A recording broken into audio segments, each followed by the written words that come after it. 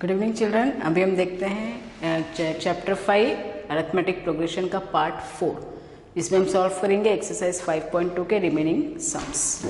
तो यहाँ पे क्वेश्चन 3 का फर्स्ट दिया है, यहाँ पे करना है find the missing terms in the boxes. So यहाँ पे दिया है 2 बॉक्स 23। तो यहाँ पे देखो a इक्वल्स टू 2 दिया है और आपको फर्स्ट सेकेंड थर्ड टर्म दिया है, तो a3 इक्वल्स टू 26। ठीक है, टू फाइंड करना है सेकेंड टर्म, बॉक्स जो है वो सेकेंड टर्म में, तो a2 फाइंड करना है आपको। तो a3 इक्वल्स टू 26 दिया है, थर्ड टर्म 26 दिया है। थर्ड टर्म को हम लिख सकते हैं a plus 2d equals to 26 and a equals to 2 दिया है, तो a इक्वल्स टू 2 रखा है, तो 2 प्लस 2d इक्वल्स टू 26। तो 2d 2 को उधर ट्रांसपोज किया, 26 माइनस 2, तो 2d आता है 24।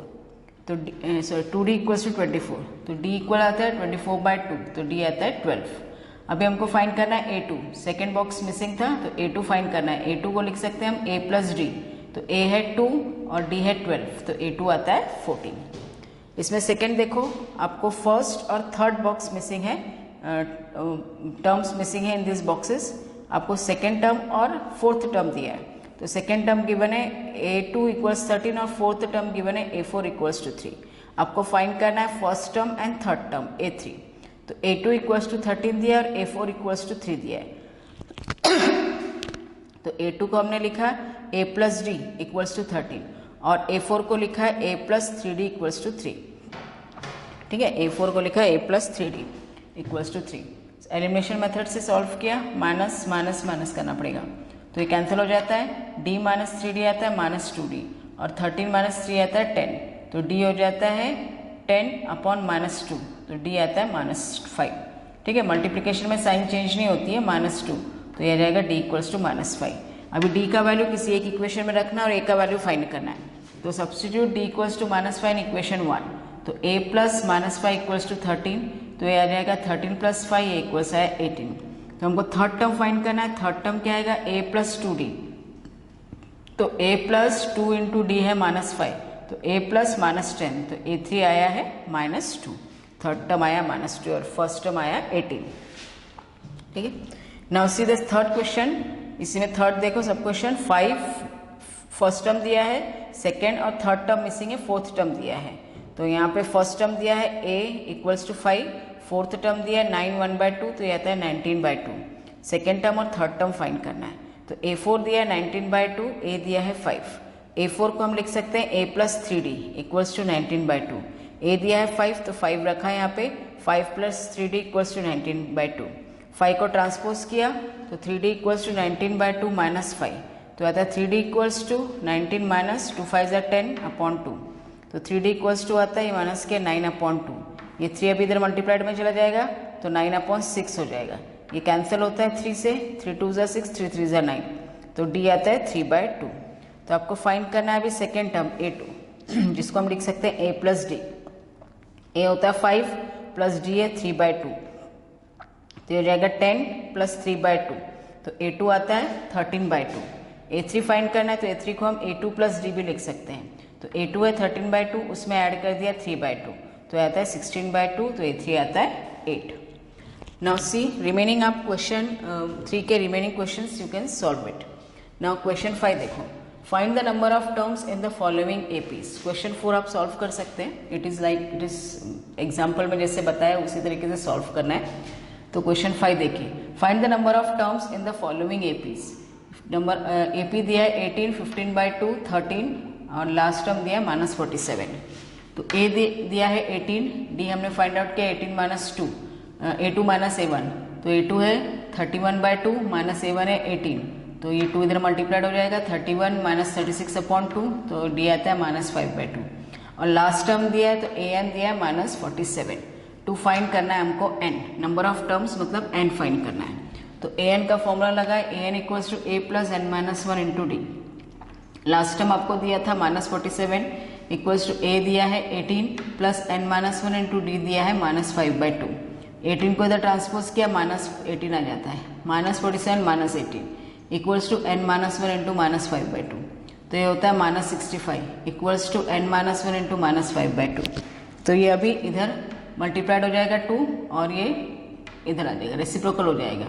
ठीक है, 2/5 -5/2 का रेसिप्रोकल हो जाएगा, इधर 2 आ जाएगा अपॉन -5 आ जाएगा, तो -65 इंटू 2 अपॉन -5, तो माइनस माइनस कैंसिल हो जाता है, 5 1 जा 5 13 जा इक्वल्स टू n-1, तो ये 13 2 जा आता है 26 इक्वल्स टू n-1, तो n इक्वल्स टू आता है -1 को इधर लाया 26 + 1, सो n इक्वल्स टू 27. So there are 27 terms in the given AP.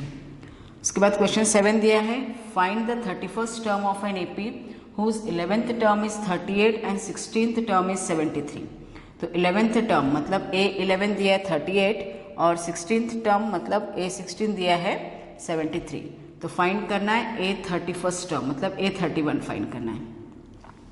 11th term 38 दिया है, 16th टर्म 73 दिया है, तो A11 को we can write as A + 10D = 38.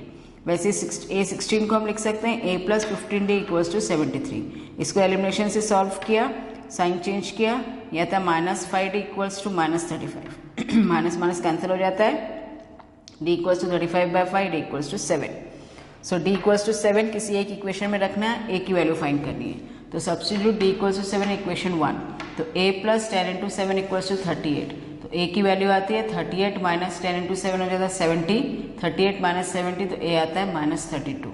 अभी आपको फाइंड करना है 31st टर्म मतलब A31, तो 31 को हम लिख सकते हैं A31 को A + 30D, तो A का वैल्यू है -32 + 30 × D का वैल्यू है 7, तो -32 इसको मल्टीप्लाई किया पहले 210, तो इसको माइनस किया तो आता है A31 equals to 178. So hence 31st term of given AP is 178. Now see question 8. It is given an AP consists of 15 terms of which third term is 12 and last term is 106. So find the 29th term. तो इसमें देखो consist of 50 terms है मतलब n = 50 दिए, total number of terms है 50 मतलब n = 50 दिया है. थर्ड टर्म दिया है 12 मतलब A3 = 12 दिया है, और लास्ट टर्म अभी देखो नंबर ऑफ टर्म्स उसमें है 50, तो लास्ट टर्म के क्या आ जाएगा A50 दिया है 106. ठीक है, A50 दिया है 106. आपको फाइंड करना है 29th टर्म मतलब A29 फाइंड करना है. तो A3 आपको दिया है 12 और A50 दिया है 106. सो A3 को हमने लिखा A + 2D = 12 और A50 को लिखा A + 49D = 106. एलिमिनेशन से सॉल्व किया तो आता है -47D = -104. माइनस माइनस कैंसिल होता है तो D = आता है 104/47. D = 104/47, तो D आता है 2. अभी D का वैल्यू किसी एक इक्वेशन में रखना है, तो हमने इक्वेशन 1 में सब्स्टिट्यूट किया, A + 2 × 2 = 12, तो A = 2 2 4 आता है, उधर जाएगा माइनस हो जाएगा 12 - 4, तो A = 8 आता है. तो अभी आपको फाइंड करना है 29th टर्म, तो 29th टर्म हम लिखेंगे A + 28D, तो A का वैल्यू है 8 + 28 × D का वैल्यू है 2, तो 8 + 56, तो ये आता है 8 29 = 64. So hence the 29th term of the AP is 64. Then see the next question 10th. इसमें दिया है the 17th term of AP exceeds its 10th term by 7. So find the common difference. यहाँ पे देखो क्या दिया है 17th, सीधा सीधा इक्वेशन बनाना है, कहीं उल्टा सीधा नहीं जाना है. The 17th term of AP मतलब A17 एक्सीड्स मतलब प्लस, कितने से एक्सीड्स हो रहा है A10 से, 10th टर्म से 7 से, तो A10 + 7. ठीक है, find the common difference D find करना है. तो सॉल्यूशन A17 = A10 + 7. A17 को we can write as A + 16D और A10 को लिखा है A + 9D + 7. तो इसमें A कैंसिल हो जाता है, सेम साइन है, तो ये आता है 16D = 9D + 7. तो 9D को हम इधर ट्रांसपोज करते हैं, तो will get 16D - 9D = 7, 7D = 7, D = 7/7 = 1 आता है. So hence the common difference is 1. Now next there, question 11. Which term of AP will be 132 more than its 54th term? तो AP दिया है 3, 13, 27, 39.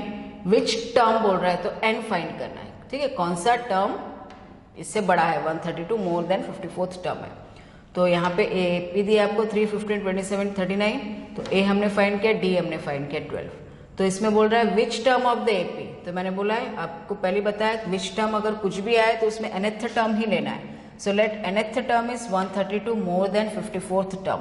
तो nth टर्म मतलब AN, इसके लिए equals to 132 more, plus more जो भी रहता है हम पीछे से लिखते हैं, तो 132 प्लस मोर देन के लिए प्लस 54th टर्म आ जाएगा A54। ठीक है, अभी फॉर्मूला रखो, an का फॉर्मूला है a plus N minus one into D. A54 है a plus 53d equals to 132, तो a कैंसिल हो जाता है, तो n minus one into D का वैल्यू रखो 12, 53 into 12 plus 132, n minus one into 12 equals to इसको मल्टीप्लाई किया 636 प्लस 132, तो इसको ऐड किया तो आता है n minus one equals to n minus one into 12 equals to 768, n minus one 12 division में चला जाएगा तो ये आता है 64, n माइनस वन इक्वल 64, तो माइनस वन हो जाता है प्लस वन हो जाता है, n इक्वल्स टू आता है 65। So hence 65th term is 132 more than its 54th term. Then question 12 देखो, two APs have same common difference, the difference between their 100th term is 100, what is the difference between their 1000th term. तो यहाँ पे आपको दो AP consider करना है, तो हम दो AP लेते हैं, AN एंड BN भी 2 AP, और उसके दो फर्स्ट टर्म लेते हैं, let A and B is the first term of 2 APs AN and BN। ठीक है, AN का A लेते हैं फर्स्ट टर्म और BN का B लेते हैं first term, and common difference दोनों का सेम है तो D लेते हैं and D be the common difference. So इसमें दिया difference between their 100th term, तो 100th टर्म मतलब A 100 और ये B 100 हो जाएगा, इन दोनों का डिफरेंस मतलब माइनस A 100 माइनस B 100 दिया है 100, difference between their 100th term is 100 दिया हुआ है। ठीक है, तो A 100 होता है A plus 99D plus B 100 होता है B plus 99D equals to 100, तो माइनस साइन मल्टीप्लाई किया अंदर, A plus 99D minus B minus 99D bracket open किया इक्वल्स टू 100, तो 99D plus 99D minus 99D cancel हो जाता है, तो A minus B equals to 100 आता है, इसको दिया इक्वेशन 1। वैसे अभी बोल रहा है and there the difference between their, what is the difference between their 1000th term बोल रहा है, तो हम लेते हैं A 1000 minus B 1000 equals to x, let the difference between their 1000th term is x, तो A 1000 क्या आ जाएगा A प्लस 999D माइनस ये आ जाएगा B plus 999D equals to x, तो ब्रैकेट ओपन किया माइनस साइन मल्टीप्लाई किया तो 999D प्लस और माइनस 999D कैंसिल हो जाता है, तो A minus B equals to x आता है। So when we compare equation, both these equations, from these equations we get a minus b दोनों में सेम है, तो x इक्वल्स टू आ जाता है 100, तो x इक्वल्स टू 100 आता है, therefore so a minus b equals to 100 आएगा, a minus b equals to x है और x का वैल्यू हमने फाइंड किया 100, so a minus b equals to 100 आ जाएगा। ठीक है, so hence difference between their 1000th term is 100, तो difference between their 1000th term कितना है 100, जो हमने x लिया था difference between their 1000th term जिसको x लिया था, सो ये आ जाएगा difference between their 1000th term that is A 1000 minus B 1000 equals to 100। ठीक है, थैंक यू।